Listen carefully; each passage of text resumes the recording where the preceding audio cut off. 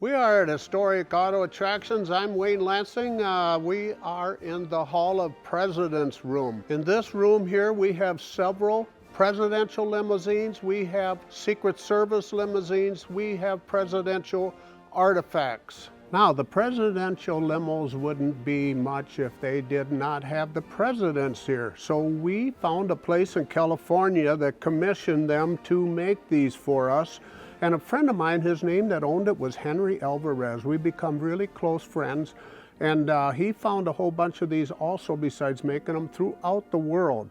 Now some of these here, they're so real life, and even the height is right. Like Abraham Lincoln here, for instance, he is 6'4". All these are to the correct specifications.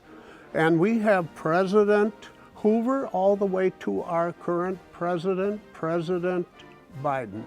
Some of these here presidents become presidents because they inherited the job.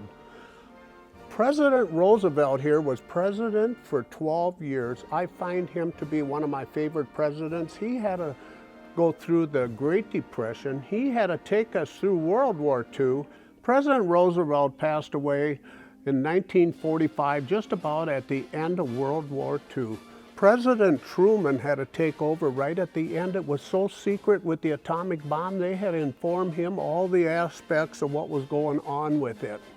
After he was president, President Eisenhower took over the job. Then we have the wax figure here of President John Kennedy.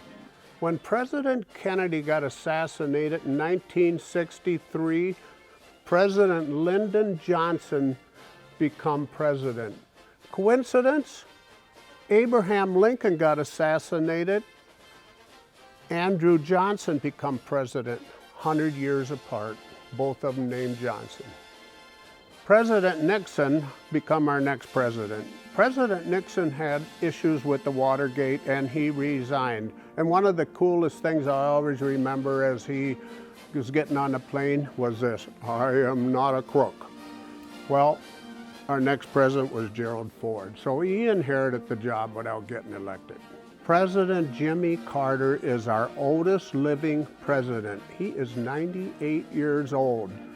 Before he was president, he had himself a peanut farm. We have a statue on display here that was once in Jimmy Carter's presidential library. It is made out of pecans, and it was on loan from a gentleman to the library, and once it come out of the library, we purchased it and we have it on display here for people to see. We now have President Ronald Reagan's in wax. Then President George Bush Sr. became our president.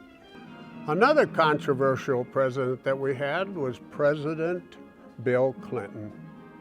And then we go over here and we have George Bush Jr., I call him, because we have Junior, we have Senior. I think this is pretty cool that I have two George Bushes standing side by side. Now, what's the odds of seeing two of the family becoming president? I wonder how that worked when they went out for dinner. Did Junior call Senior Dad, or did he have to call him president?